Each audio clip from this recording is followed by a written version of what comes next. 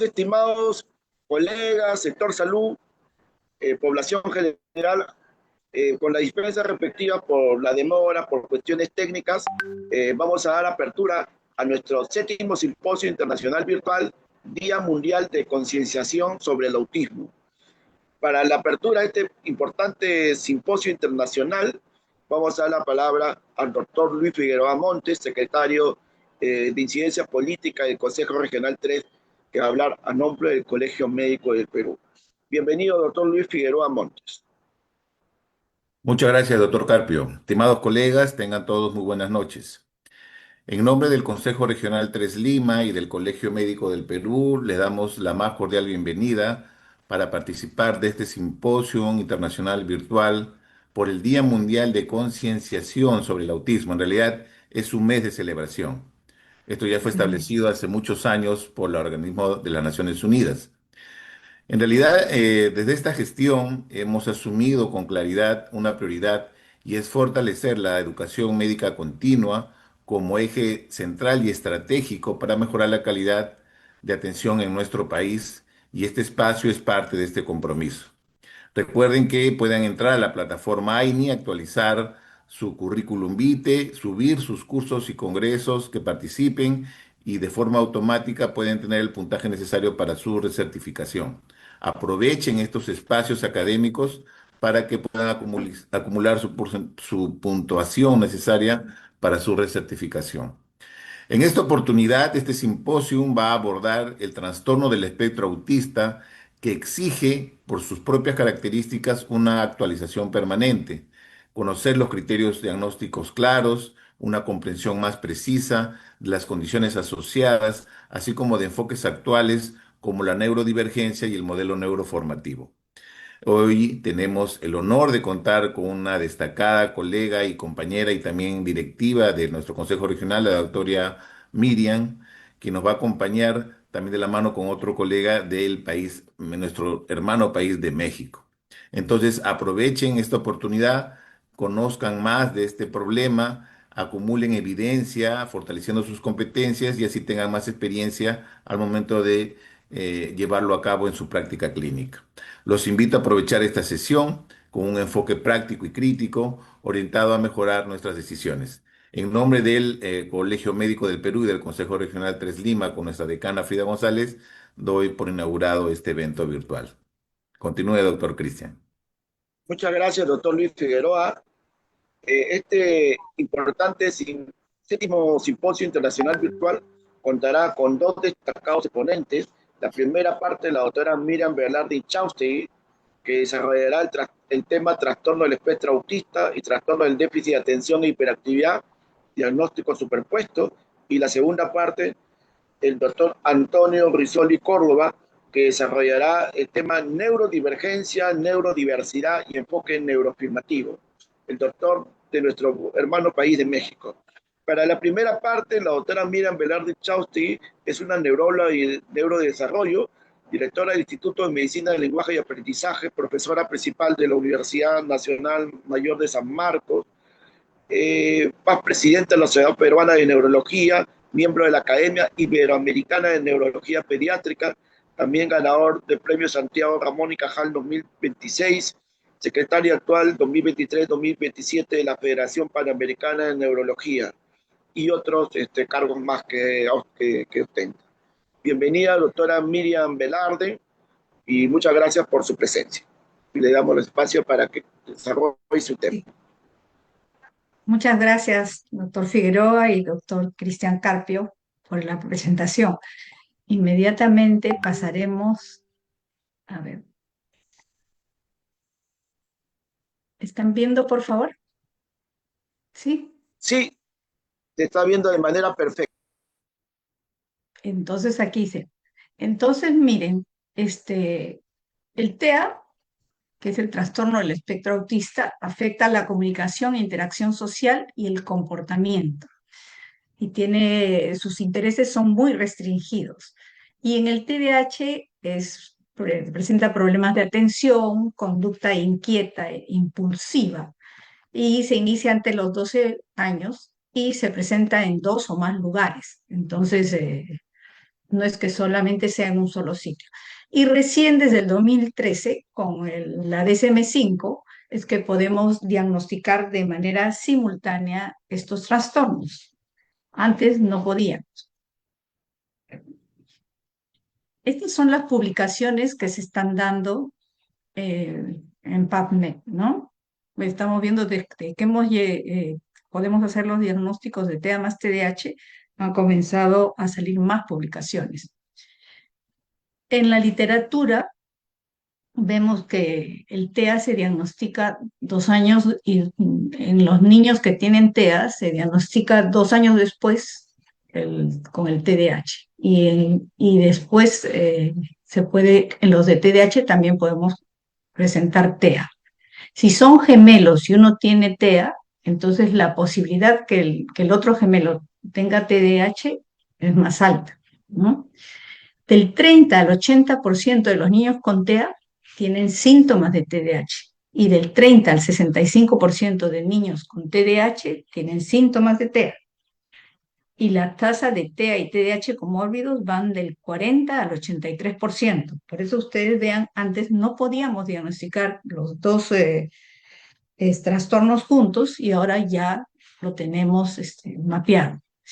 Este es un testimonio de una mamá que dice, soy la mamá de Alonso. Desde muy temprana edad me llamaba la atención algunas conductas de mi hijo, las cuales se hicieron más evidentes al iniciar su escolaridad, siendo la inquietud y su poca atención hasta hacia las actividades que le asignaban las principales conductas que interferían con su desenvolvimiento.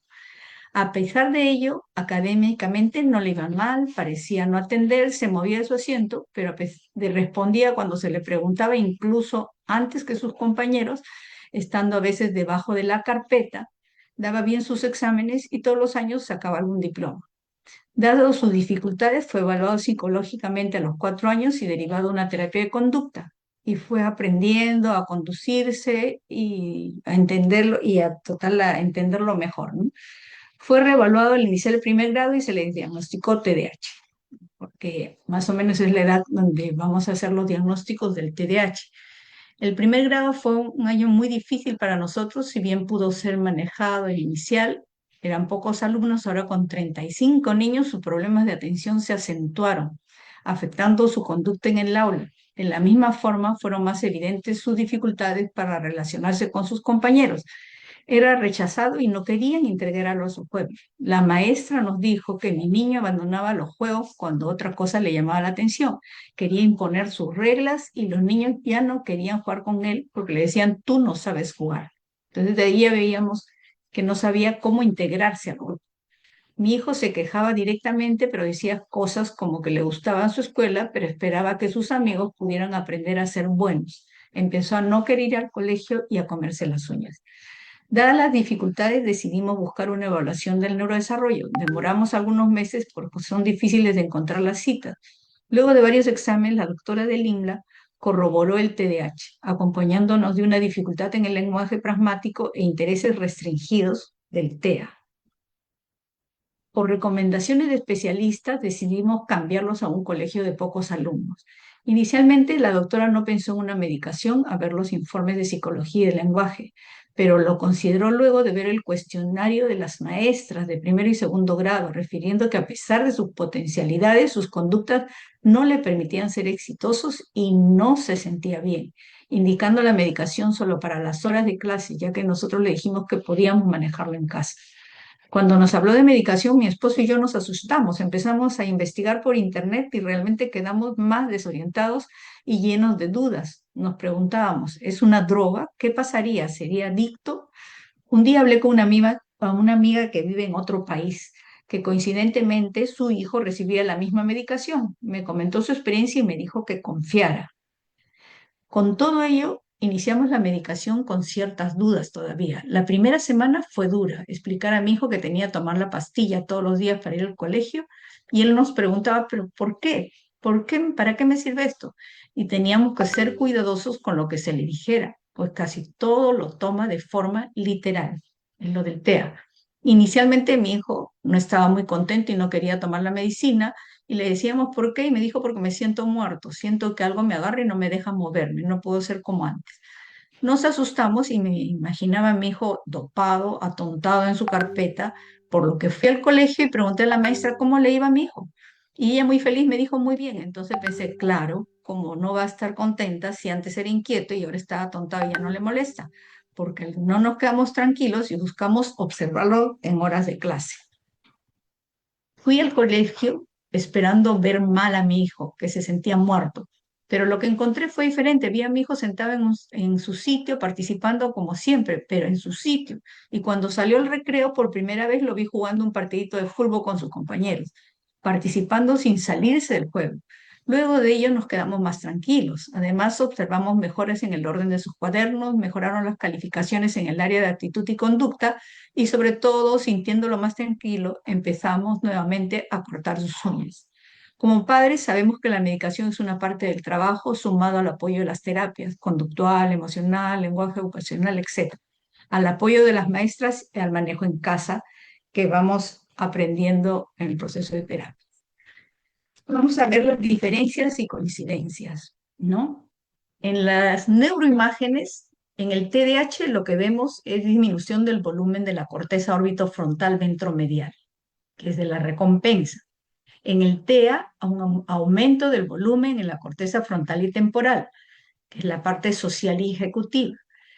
En la resonancia magnética funcional, el TDAH, hay una inactivación frontoestriatotemporal.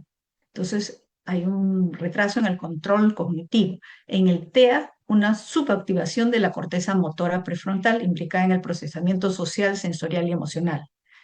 La única alteración funcional concordante en ambas entidades se dio en la ínsula anterior derecha. La genética.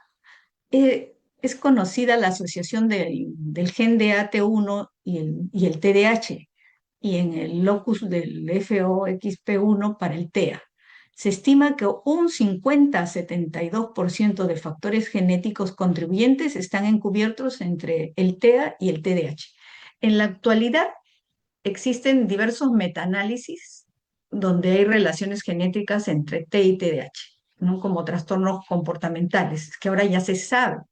Entonces hay todos los estudios de asociación del genoma de los pacientes diagnosticados también de trastorno bipolar, depresión, esquizofrenia. TEA y TDAH también tienen una estadística multivariante, ¿no? Entonces hay polimorfismos genéticos en más de una condición. Por eso la visión futura de todos estos trastornos tiene que ser con una mirada amplia y comórbida. El diagnóstico del TEA se hace con entrevistas semiestructuradas y cuestionarios.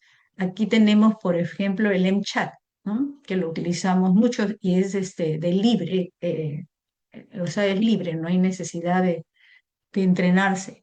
También tenemos el ADIR y tenemos el LADOS. El LADOS, ambas pruebas son muy sensibles y específicas, pero para eso sí hay que tener entrenamiento para poder aplicarlas, ¿no? También hemos hecho una publicación de la detección de autismos en niños mediante el uso combinado de la mirada y con el MCHAP y el A22. Y vimos con poderlo hacer con una cámara fotográfica pasándole una película al niño. Y vimos que en los 16 segundos que se le pasa la película a un niño pequeño de 3 años, entonces ellos dirigen su mirada a la mitad de la película donde están las figuras geométricas en vez de ir a la cara de las emociones. Entonces es otra manera. Y el TDAH se hace con la escala de valoración de Conners para padres o profesores, otras evaluaciones informatizadas, pero también nosotros estamos ahora haciendo una investigación sobre una escala peruana, que después le voy a pedir la contribución de ustedes para que puedan contestarla. Entonces, el diagnóstico, de todas maneras, es clínico y se basa en los criterios diagnósticos de la DSM-5, ¿sí? Porque ya estamos viendo que en las otras partes no hay nada que nos ayude, sino la parte clínica. ¿Cuál es el tratamiento? El tratamiento farmacológico que se da para el TDAH es realmente eficaz. tiene hasta un 70-80% de efectividad, ¿no? Cuando utilizamos los estimulantes. Cuando se trata el TDAH y el TEA como comórbidos, ahí sí hay la percepción que los niños con TDAH y TEA tienen, el tratamiento es menos eficaz y hay más efectos secundarios. Y, pero de todas maneras, el efecto del tratamiento farmacológico y los del TDAH y síntomas del TEA, pues, de todas maneras son valederos, ¿no? Entonces, pero generalmente cuando hay el TEA es más profundo, entonces ahí sí que no podemos utilizar de repente, sino los otros antipsicóticos. No hay diferencias significativas en el número de eventos adversos, clínicamente significativos. En el tratamiento no farmacológico en los niños con TEA en edad escolar debemos incidir sobre todo para la habilidad social. Eso es, tenemos que hacer talleres que nos reúnan para ver habilidad adaptativa y también la académica, pero sobre todo lo social. Sabemos pues que con los niños con TEA tienen diferentes categorías, sobre todo estamos viendo en el nivel 1, que es el del nivel más alto, donde hay que ver la parte adaptativa y social. En los niños con TDAH se le debe realizar actividades organizativas porque ellos generalmente son muy desorganizados, están procrastinando todo y hay que dar pautas a los padres, a los profesores. También hay adultos con TDAH que tenemos que ver la parte organizativa. Por eso es el desarrollo de las habilidades vocacionales, la adaptación para la vida. Tiene que tener esto con los adultos TEA. Y en los TDAH, adolescentes y adultos, el tratamiento cognitivo-conductual es lo más importante. Y en las intervenciones en comunicación social para niños y adolescentes, tenemos que entrenarlos en habilidades sociales, ¿no? Pero los resultados con menores en comparación del TEA sin comorbilidad. El tratamiento también en TEA y TDAH, hay un riesgo significativo mayor de tener una tercera afectación como ansiedad, con el trastorno del estado de ánimo y mayor gravedad en el TEA. En el TDAH se asocia más a diagnósticos psiquiátricos comórbidos, ansiedad también. El 86% de los jóvenes con TEA más TDAH se le ha prescrito una medicación para los síntomas del TDAH. La presencia del TDAH aumenta el riesgo de polifarmacia en el TEA, en un cuarto de individuos con TEA tratados con medicamentos. Y más del 85% de los prescriptores que tratan TEA y TDAH prescriben medicamentos psicotrópicos para sus pacientes.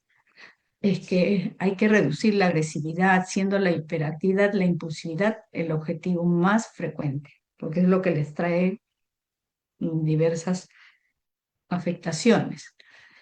Entonces, en el uso de metilfenidato, la tamoxetina y la guanfacina está recomendado para tratar los síntomas de TDAH y TEA. Y la dosis media tiene mejor resultado, ¿no? Pero siempre es importante empezar con dosis bajas, ¿no? Y lo que vemos acá, que el uso del metilfenidato en el TDAH con TEA tiene menor resolución clínica en comparación que es solo si el paciente tiene TDAH. Y los efectos secundarios, a veces como el retraimiento social, la depresión, irritabilidad, son mayores cuando se utiliza metilfenidato en TDAH-TEA, pero sigue siendo el medicamento de primera elección, a pesar de esto que veamos menor efecto, pero sigue siendo el medicamento de primera elección. La tamoxetina redujo el 43% de los niños los síntomas de TDAH en TEA-TDAH y discapacidad intelectual. Y la guanfacina mejoró la conducta de oposición en los pacientes TDAH y TEA.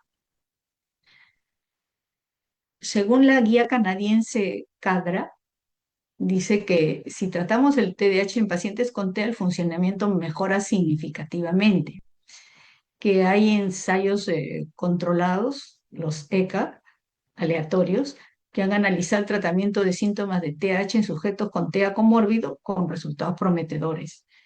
Y estos ensayos, también con metilfenidato en muestras comórbidas, hay una tasa de respuesta del 50%.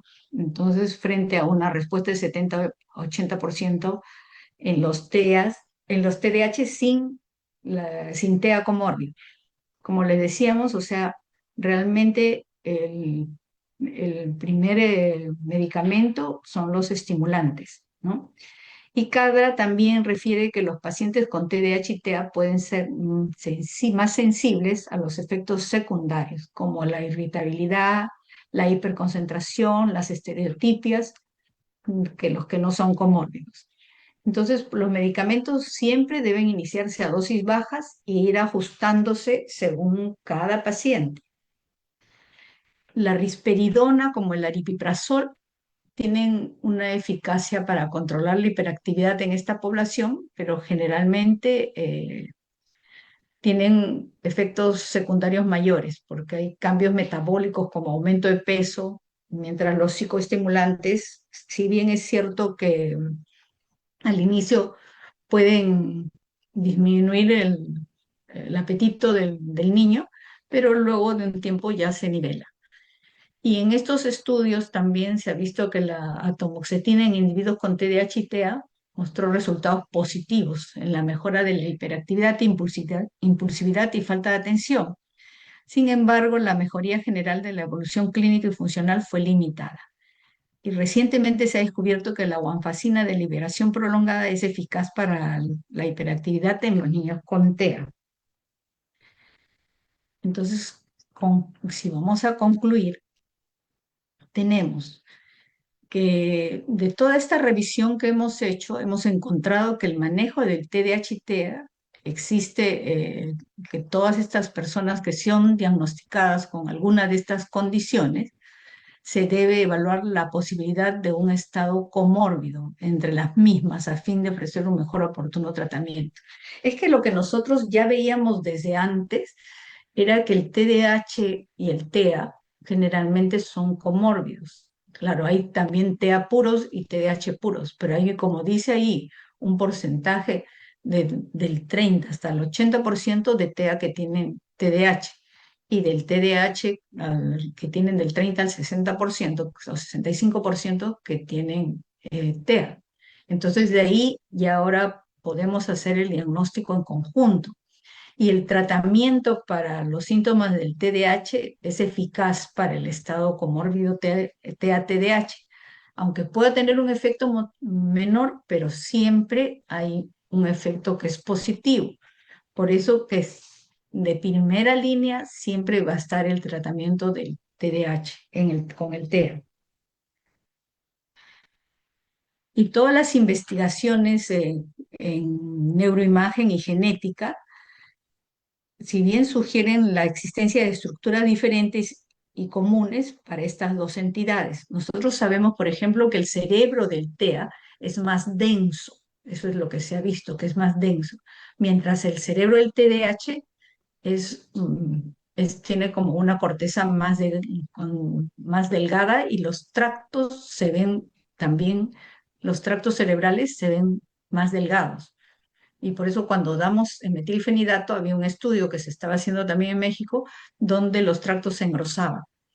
Existe una superposición entre los dos trastornos, pero hay suficientes diferencias para indicar que estas condiciones son distintas para justificar categorías de diagnósticos separadas que coexisten. Este fue el artículo que tenemos sobre el trastorno del espectro autista, trastorno por déficit de atención con hiperactividad, desafíos en el diagnóstico y tratamiento. Ustedes los pueden buscar, está publicado en la Revista de Medicina de Buenos Aires. La bibliografía, que para que la tengan ustedes, que hemos hecho para publicar nuestro artículo. Y aquí es lo que les quería pedir, ¿no? Sobre esta investigación que estamos haciendo. Estamos ya en la segunda fase. Ahora la primera fase la vamos a presentar en México. Hemos elaborado una encuesta para validarla con un modelo de Machine Learning, en la encuesta MBI-TDAH en niños y adolescentes de 6 a 17 años. Esta encuesta es para padres, tutores legales y docentes. Estamos en la segunda fase de este proyecto y lo que necesitamos es que se, estamos más o menos entre 500 a 1000 encuestas de niños. No es necesario que tengan ni TEA ni TDAH, sino niños entre esas edades, de 6 a 17 años. Y entonces ustedes, si me ayudan a contestar esta encuesta, nosotros podemos luego ya someterla para poder hacer la tercera etapa, que sería la validación de esta encuesta a nivel de nuestro país, porque la hemos puesto con jurados, con 9 jueces expertos, hemos hecho que validen toda la parte lingüística adecuando a nuestro país. Así que les pido si podrían colaborar contestando esta encuesta. Muchas gracias. Sí, he sido lo más rápido posible porque después viene el doctor Antonio Risoli, pero estoy dispuesta a contestar las preguntas si hubiera tiempo. Creo que todavía podríamos tener. Gracias. Muchas gracias, doctora Miriam Velarde, por su brillante exposición. Por cuestión también de tiempo, vamos a dar pase ahora al doctor Antonio Risoli Córdoba, de Hermano País de México. El doctor va a desarrollar el tema neurodivergencia, neurodiversidad y enfoque neuroafirmativo. Entre su amplio currículo, es el jefe fundador del Servicio de Pediatría de Desarrollo y la Conducta del Hospital Infantil de México, Federico Gómez, profesor titular del curso de médicos de alta especialidad, Pediatría del Desarrollo, avalado por la UNAM, profesor de la asignatura de la licenciatura de fisioterapia de la UNAM, distinciones socio honorario de la Sociedad Peruana de Neurología, premio Federico Gómez, socio fundador de diferentes sociedades, galardón académico Lázaro Benavides Vázquez, medalla Alfonso Caso, entre otras distinciones. Bienvenido, estimado doctor, y gracias por tu presencia acá en el Perú. Le damos desde las cámaras para que desarrolle su exposición. Hola, ¿cómo están? Muy buenas noches, muchísimas gracias. Primero que nada, muchísimas gracias. Es un honor estar con el Colegio Médico del Perú, que además me siento honrado de ser miembro honorario de la Sociedad Peruana de Neurología y que la prueba de evaluación del desarrollo infantil, de la cual yo soy el autor moral, ya está ahora aprobada en la última norma, la actualización de la norma de atención a los niños y niñas en el Perú. Entonces, es un país al que yo admiro con todo mi corazón y nuevamente me siento muy honrado de platicar el día de hoy en este marco del mes de la concienciación acerca del trastorno del espectro autista, que algo que con lo que empezaría reflexionando es que pudiéramos ir cambiando poco a poco la idea para enfocarnos en vez de concienciación, de aceptación, que va un paso más allá y más allá de trastorno, hablar acerca del autismo. ¿Por qué? Porque así como en un determinado momento pasaban diferentes contextos y diferentes realidades, y donde los términos han ido cambiando, de la misma forma es importante ir aterrizando estas ideas. Y entonces el día de hoy lo que voy a tratar de abordar es los conceptos actuales de neurodivergencia, neurodiversidad y el enfoque neuroafirmativo. Como primer punto, lo que les pediría es si me pudieran apoyar a escanear el código QR desde sus dispositivos móviles y así poder ir participando en tiempo real. Ojalá que me ayudaran a mandar sus comentarios, sus preguntas y que aquí pudieran ir escaneando ese código QR o entrar a www.menti.com con el número 7583-9307 y así que pudieran ir contestando las preguntas. ¿Por qué? Porque como primer reto, la comunicación social es algo que se está transformando y es algo que cada día se vuelve diferente. Hace cerca de 200 años era mal visto el que una persona mirara a los ojos a un adulto porque se podía interpretar como una falta de respeto. Hace 100 años se consideraba, o ya incluso hasta hace 20 años, se consideraba que el contacto visual era importante para poder llegar a saber que la otra persona está viendo.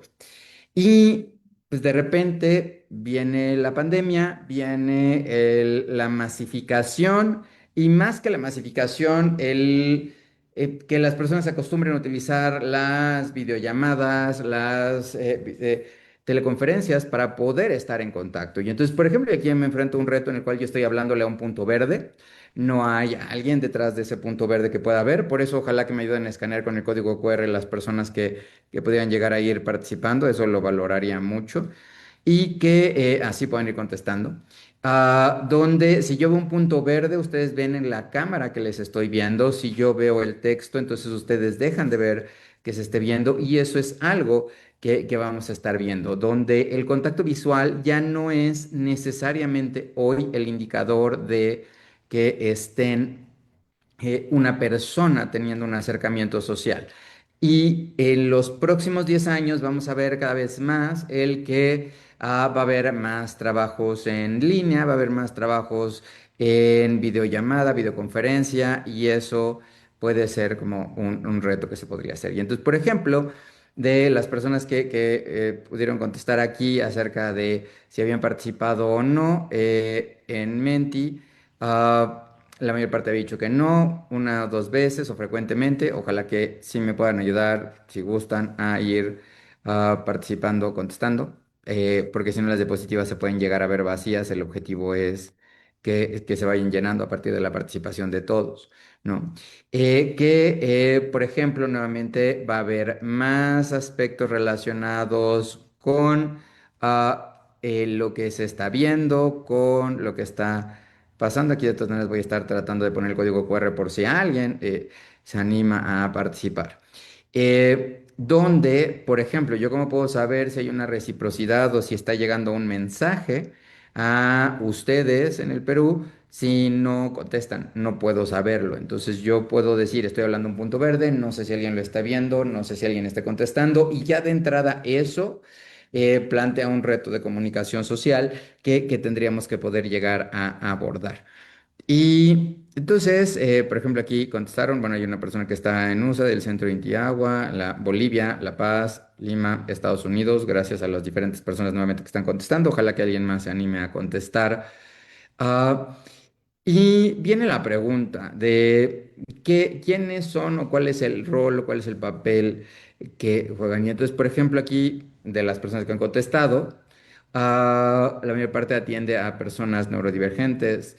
Hay alguien que es cuidador primario de alguien neurodivergente, empieza a aparecer alguien neurodivergente y cada vez se va a ver que es más común este reto. Algo que estaba hablando alguien en un comentario sobre el incremento de la prevalencia de autismo.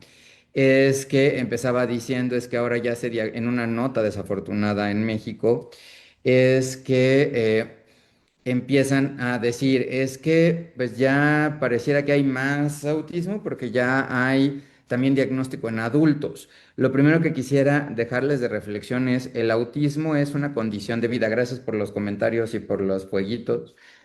Muchas gracias por ello, lo valoro, y así siento que hay alguien que está del otro lado y no estoy hablando de un punto verde, ¿no?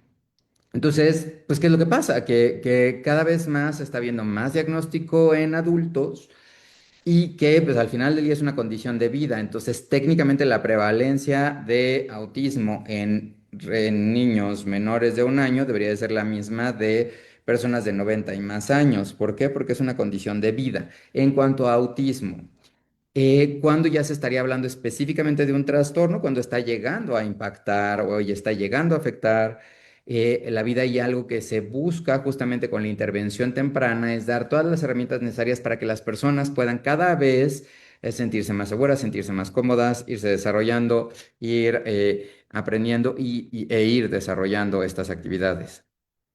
Y entonces, por ejemplo, aquí si yo les pregunto cuál es el color favorito, algo que pueden ustedes llegar a decir aquí es, por ejemplo, con las pocas personas que contestaron, la mayor parte está en azul, hay una persona por allá en rojo, hay una persona por allá en morado. Y entonces, si nos ponemos muy estrictos, podríamos decir que dentro de este espectro de la luz blanca, en esta refracción, lo que tendríamos que ir viendo es que, pues a lo mejor el rojo ya es como algo que está fuera de lo que la mayor parte de las personas está diciendo o no. Y eso ya estaría hablando de, está en un trastorno. La gran pregunta es, ¿realmente está afectando, estaría haciendo parte de un trastorno o no necesariamente y simplemente es una característica que está apareciendo allá y que tendríamos que llegar a considerar, ¿no? Entonces, ¿cuáles son las palabras que pueden asociar como normal en medicina o ciencias de la salud y de la conducta? Aquí viene amor, ausencia de enfermedad, completo bienestar, comer sano, hacer deporte, pero justamente aquí hay un panorama en el cual se abre un espectro de diferentes acepciones, por ejemplo, de normal, ¿no? La OMS dice que es completo estado de bienestar físico, mental y social y no solamente la ausencia de enfermedad, que técnicamente con la situación en la que estamos viviendo, con varias guerras al mismo tiempo, con crisis económica, con crisis de fronteras, con violencia extrema a lo largo del mundo, sería complicado llegar a pensar que hubiera una persona que pudiera estar en un completo estado de bienestar físico, mental y social derivado de las situaciones que estamos viviendo en el mundo actualmente, donde generalmente el concepto de salud está o de normal está dado a partir de todo lo que está pasando en este proceso y cómo, qué es lo que estamos viendo. ¿Por qué? Porque entonces normal es lo que es lo más frecuente y lo que es lo más frecuente es lo que se cataloga como esperado y es lo que estaríamos viendo. ¿Ok? Y el otro punto es que, por ejemplo, entonces muchos iguales, lo mismo, es una mayor frecuencia. ¿Qué pasa con algo que tendría que ver con normal y enfocado a la parte de neurodiversidad o a la parte de neurodivergencias? Si nosotros vemos antes, hace 30 años, una persona que tenía una alta capacidad de memoria para recordar las cosas, era más probable que le fuera bien y se le iba bien, es más probable que tuviera una beca y esa beca le permitiera tener acceso a un mejor, a una universidad mejor y eso hace que tuviera mayor éxito. Y eso es algo que puede estar afectando. ¿Por qué? Porque ya si lo vemos así, veamos como lo que se considera normal, entonces está como en fuentes, está en líneas eléctricas, torre de radio. Aquí la mayor parte de las personas lo que consideran normal está enfocado en longitud de onda, radiadores y el sol, por ejemplo. Pero al mismo tiempo, en este momento estamos teniendo desde fuentes radioactivas hasta líneas eléctricas, la torre de AM, y ahí faltaría, por supuesto, la parte de las ondas de los teléfonos móviles. Entonces vean cómo dentro del espectro de luz, que es donde normalmente nos enfocamos, se puede ampliar más y eso sería el equivalente de todo el espectro de las ondas, desde ondas que son de una muy baja frecuencia hasta ondas que son de una muy alta frecuencia. Eso, que es donde se están distribuyendo todas las ondas, sería el concepto de neurodiversidad. Entonces, neurodiversidad, que es algo de lo que vamos a hablar, abarca todo lo que es formas diferentes y únicas de ver la realidad y cómo poder tener estas conexiones únicas y diferentes donde cada cerebro es único, donde cada cerebro es diferente y así es donde se puede ir ayudando. Y ya si estamos hablando específicamente de neurodivergencia, ya es cuando se requiere de un soporte o un apoyo para poder llegar a cumplir con las expectativas de lo que se está dando. Entonces, neurodiversidad. Ojo, neurodiversidad, todas las personas estamos dentro del paraguas de la neurodiversidad. Neurodiversidad sería el equivalente de ser persona y lo que busca es un término que lo que busca es reconocer que cada cerebro es único.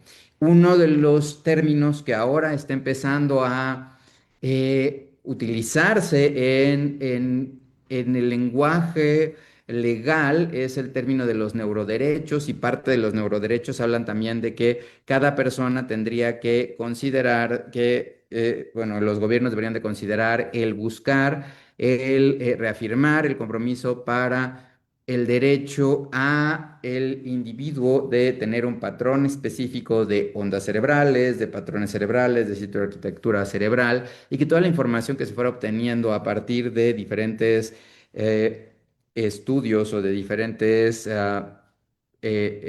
análisis debería de ser considerado como parte del derecho humano a la privacidad y al mismo tiempo a la identidad, donde esta información debería de ser utilizada para fines del individuo y no para estarlo utilizando con cualquier persona o para otros fines, que es algo similar a lo que se estaba hablando cuando empezó el boom del genoma humano hace cerca de, ya va por cerca de 30 años, donde se empezó a hablar de que el derecho al genoma humano era algo importante, ahora se está hablando de los neuroderechos. Y entonces esta neurodiversidad busca reconocer este término de neuroderechos que van a estar escuchando cada vez más y que habla de la privacidad y de la importancia de respetar la individualidad en los diferentes elementos que componen a la persona. Y ahora, si vemos entonces qué es la diversidad es variedad, es de semejanza, es diferencia. Y aquí algo que tendríamos nosotros que estar viendo y que podríamos ir reforzando es este concepto entonces de que la diversidad, entonces esta variedad, es algo que es diferente, es algo que va cambiando. Entonces, palabras que asocies con espectro, aquí ya por ejemplo hablan acerca de trastorno espectro autista, hablan de la amplitud, diferencias, gamma, irritabilidad, longitud, conjunto, síndrome variado, agrupación, diferencias, y justamente uno de los elementos clave que tiene aquí el espectro, entonces es cómo se clasifica o cómo se separa. En el caso concreto del espectro de la luz, es literal cómo se puede distribuir la intensidad de una radiación en función de colores del espectro de la luz blanca. Si hablamos de ondas, es el espectro de la onda.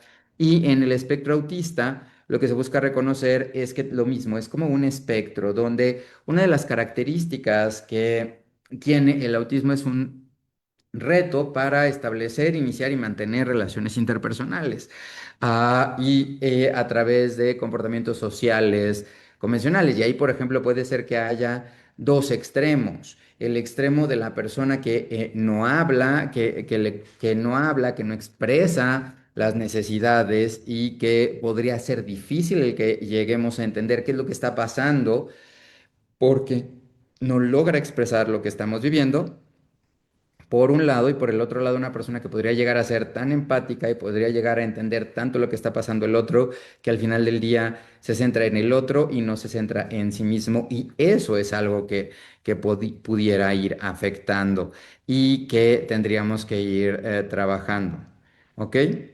Y así podemos ir viendo cómo hacer para que se vaya estando mejor. Y entonces, palabras que asocian con neurodivergencia, que hablan diferente, aceptación, berrinche, conducta amplio, aprender, procesar, inusual, insomnio, dificultades u otra manera de actuar. Aquí una de las recomendaciones sería, entonces, ojo, neurodiversidad es el paraguas de ser persona y ahí es donde entra el término de neuroderechos, que es el reconocimiento de que cada persona tiene un patrón único y específico de las cosas. Y ¿ok? Otra cosa que tendríamos nosotros que ver es que, por ejemplo, entonces la divergencia ya es la acción de divergir o la discrepancia, la desemejanza o la diversidad. Y ojo, entonces la neurodivergencia hace referencia ya específicamente adentro de todo este espectro de ser persona o todo este espectro de la neurodiversidad. de personas que tenemos retos particulares para poder llegar a hacer las cosas, porque las hacemos de una forma que es significativamente diferente a lo que haría el promedio. Y entonces en esta neurodivergencia es un paraguas que se creó para incluir el autismo, el déficit de atención, la personalidad límite, la dislexia, la discalculia, entre otros aspectos. Y de hecho algo de lo que se está hablando es que la clasificación del DSM, que también se está planteando si este es el mejor nombre para tenerlo, vaya siendo más acerca de qué tanto está afectando la funcionalidad de las personas que solamente cumplir como con criterios específicos que podrían llegar a limitar los procesos. ¿Por qué? Porque voy a poner un ejemplo. Pudiera ser que, sobre todo en el caso de mujeres adultas que tienden a tener reacciones polarizadas, podría parecer que están dentro de un trastorno límite de la personalidad, cuando tal vez realmente no es de que tengan estas reacciones polarizadas por esta emoción tan intensa que pudieran llegar a sentir, y que lo que realmente esté pasando es que tiene un déficit para comprender esto que está sintiendo, y al comprender cómo está sintiendo, entonces todo lo demás se afecta. No sé si estoy siendo claro en esta idea. Y a partir de ahí, entonces es que, por ejemplo, ya un trastorno, cuando se habla de un trastorno ya se habla cuando, entonces ya es algo que está afectando. Y concretamente en la parte de conducta, un trastorno es cuando se afectan dos o más dominios o dos o más esferas de la persona. Y entonces estas esferas son la esfera laboral, es la esfera laboral diagonal escolar, la esfera personal y la esfera social. Y eso es algo que hay que entender. ¿Cuándo entonces estaríamos hablando de un trastorno? Cuando es algo que llega a estar impactando negativamente en el desempeño o que está afectando en el desempeño de las personas. ¿Y qué es a lo que se asocia la parte neuroafirmativa? La parte neuroafirmativa lo que busca hacer es algo positivo, y específicamente es hablar de, por ejemplo, el autismo. Yo, Antonio Risoli, soy autista. Yo nací autista y voy a fallecer autista. Y parte del enfoque neuroafirmativo es no buscar una cura y no verlo desde la perspectiva de una enfermedad. Y que nuevamente, si empezamos a aceptar, y por eso lo primero que mencionaba es de que ustedes como profesionales de la salud y como parte del Colegio Médico del Perú, es una invitación a que se vaya viendo más que como algo que debe de ser curado, o algo que debería de ser tratado, o algo que debería de ser manejado médicamente, entender que es una forma única de procesar y entender la información, y que al ser una forma única de entender, procesar la información, esto directamente puede estar impactando en que uno, podríamos hacer algo para favorecer un desarrollo integral desde recién nacidos, desde el primer mes de vida. De hecho, algo que se va a lanzar en México la próxima semana es una iniciativa con este enfoque neuroafirmativo de no esperarse hasta los 2 años de edad a que se puedan hacer herramientas diagnósticas de autismo, o esperar hasta que ya el niño ya esté manifestando un trastorno del espectro autista porque tenga déficit persistentes para comunicar, para expresar y para decir las cosas, y que en vez de estar en ese contexto, en ese momento, en esa vivencia, que las personas pudieran llegar a favorecer el desarrollo de la comunicación social, de la reciprocidad, a partir de el mes de vida, por ejemplo, con la Cartilla Nacional de Salud, que es el documento oficial en México, donde antes era la Cartilla Nacional de Vacunación, se incluyeron elementos que están extraídos de la prueba de evaluación del desarrollo infantil. Y algo, por ejemplo, que les invito a que estén al pendiente de las redes sociales, si gustan, de mis redes sociales, de doctor Antonio Risoli, ahí se va a estar informando esto, junto con, por supuesto, todo lo que se está haciendo a nivel país y las redes oficiales de la Secretaría de Salud, donde lo primero que tendríamos que ver es que las personas tienen que ir desarrollando este concepto de, a ver, si mi hijo a mes de vida no está teniendo contacto visual, puede ser que en un futuro pudiera llegar a tener un déficit de la comunicación social que pudiera ser parte del diagnóstico de autismo, pero pudiera ser también que tiene un déficit visual porque no ve, porque tiene algún otro reto particular, y eso es lo que se busca visibilizar. Y entonces el enfoque neuroafirmativo es el enfoque de no estar esperando hasta que se manifieste un trastorno y no estar viendo como algo que vaya a limitar o que vaya a evitar un desarrollo pleno, para cambiar y ver como personas titulares de derechos y cómo ayudarles en este desarrollo. Entonces, por ejemplo, ¿a qué retos? Aquí viene sensibilización de la sociedad, y la integración es un gran reto, y por eso nuevamente parte del objetivo es, digo, originalmente era el Día de la Concienciación, y algo que se está cambiando es a la idea de la aceptación, y la aceptación es más allá de la concienciación, porque la concienciación sobre el trastorno del espectro autista es decir, ok, existe el trastorno del espectro autista, y entonces es hacer conciencia sobre ello. Y lo que se busca ahora en este enfoque neuroafirmativo es a la aceptación del autismo, que muchas veces nosotros puede ser que muchos años de nuestras vidas hayamos vivido con la idea de es que yo siento que pienso diferente, yo siento que me siento diferente, yo siento que me expreso diferente, y que eso automáticamente ya me estuviera limitando en lo que estoy haciendo, lo que estoy pensando, cómo estoy viviendo. Y justamente lo que se busca es cómo hacer esta aceptación de, ok, por ejemplo, puede ser que yo no necesariamente esté viendo a los ojos, pero el hecho de que no te mire a los ojos no quiere decir que no te esté haciendo caso. Y puede ser que el que me obligues a ver a los ojos haga que automáticamente entonces sí deje de hacerte caso para centrarme en otra cosa. No sé si está haciendo sentido esto que estoy tratando de expresar, pero tiene que ver con, por ejemplo, a qué edad se hace el diagnóstico de autismo. Nuevamente, el diagnóstico de autismo como enfoque neuroafirmativo y como aceptarlo como una condición de vida, son datos que pueden estar presentes desde el mes de vida cuando empieza la comunicación social, y son cuatro elementos pivote que son la imitación, la comunicación social, la participación social y el juego. Y entonces, por ejemplo, con un niño cuando empiezas a hacerle así de dónde estoy, aquí estoy, dónde estoy, aquí estoy, te tapas y te destapas, y el niño se va enganchando y está participando socialmente, es una actividad de participación.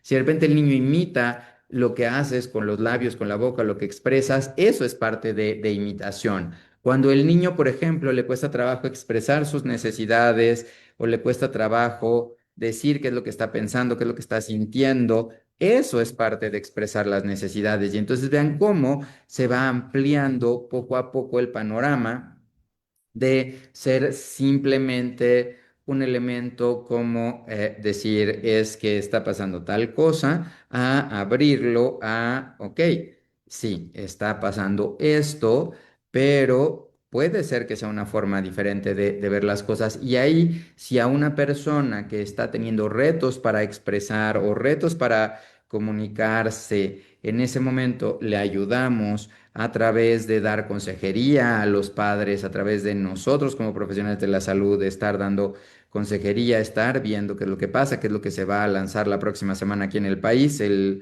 Tentativamente va a ser el miércoles 22 de abril, entonces les invito si quieren estar al pendiente de las redes sociales de lo que vamos a lanzar, y ojalá que después se pudiera presentar y compartir en el Perú, que dado que ocupan la prueba ERI, que es la base de lo que se va a plantear para manejarlo, les puede servir a ustedes también.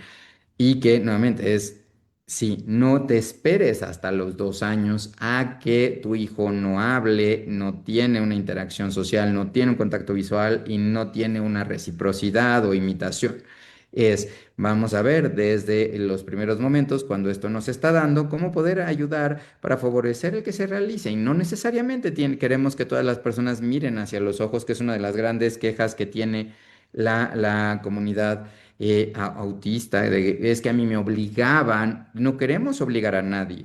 Lo que queremos es que las personas se expresen, y que se expresen a partir de su diversidad, y que podamos llegar a conectarnos. Así como, por ejemplo, en este momento yo puedo decir que de las personas que nos están viendo han contestado a esta diapositiva, 6 de 13 personas que habían empezado a contestar, y desconozco el denominador de las personas que lo están haciendo. Hay personas que puede ser que lo hagan y que no tengan doble dispositivo, hay personas que no sepan cómo utilizarlo, hay personas que no tuvieron el código QR. Es totalmente válido.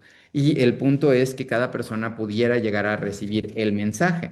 Y eso mismo que está pasando con la presentación es exactamente lo mismo que es lo que se está buscando y eso es justamente el enfoque neuroafirmativo. Entonces, el enfoque neuroafirmativo no es no hagas nada. El enfoque neuroafirmativo es ve a la persona como persona, no la veas como una enfermedad, no la veas como algo que debiera de ser tratado, velo como persona y ve cómo poder favorecer un desarrollo integral de esa persona a partir del momento en el cual tú identifiques que puede haber algún área de oportunidad en ello. ¿Y hay una edad límite para desarrollar la comunicación? La respuesta es no, no hay una edad límite para desarrollar la comunicación, se puede ir desarrollando en cualquier momento. ¿Qué estudios se necesitan para hacer el diagnóstico de autismo? El diagnóstico es clínico. ¿Qué es lo que se requiere? Que se haga basado en la experiencia y nuevamente, como parte de esta experiencia, también es en evitar como el prejuicio de decir es que entonces esto va a ser y ya como tiene esta característica, no va a poder hacer esto, no va a poder hacer. No hay pruebas específicas, las pruebas ayudan, pero el diagnóstico es netamente clínico y eso es algo que se tiene que entender. Y bueno, ¿es necesario tener el diagnóstico para iniciar intervención? Nuevamente, no, el diagnóstico es diagnosis, es a través del conocimiento, esa es la etimología y lo que se estaría viendo es cómo lograr que las personas vayan haciendo las cosas, se vayan dando a entender y poder favoreciendo este desarrollo. ¿Qué tips para las comorbilidades? Ya estaba hablando la doctora Miriam acerca de déficit de atención. Uno de los grandes retos a los que nos podemos enfrentar es realmente el niño, si tiene déficit para entender o mantener una relación interpersonal y muchas veces la atención, sobre todo en el aula, se basa en esta parte del reto interpersonal, cómo poder hacerlo. Tips del tratamiento. El primer punto es entender qué es lo que quieres tratar. ¿Por qué? Porque no hay como una herramienta mágica que sirva para todo. Lo que tendríamos que ir viendo es qué es lo que hace falta, qué es lo que podemos llegar a hacer y cómo poder llegar a lograr para que se vaya avanzando, ¿ok? Y los protocolos de atención a autismo para el personal en salud y el hogar, nuevamente esos la próxima semana se los podríamos compartir desde la parte de México y de lecturas, dónde se pueden hacer terapia, qué tipo de terapia. Justamente, de hecho, el fin de semana voy a dar un curso acerca de ello y es algo que les invito en todo caso en las redes sociales a que puedan seguir o si tienen preguntas concretas, con gusto responderlas. Y bueno, gracias por las personas que contestaron y aquí están mis datos de contacto y pues muchísimas gracias nuevamente por la invitación y el honor de haber participado el día de hoy con ustedes. Muchas gracias, estimados expositores, por estas brillantes exposiciones en el mes de concienciación del autismo.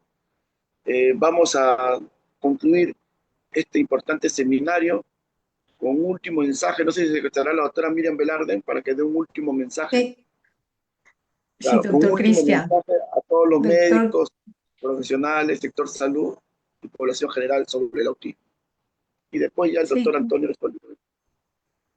sí, doctor Cristian, gracias por permitirme la palabra.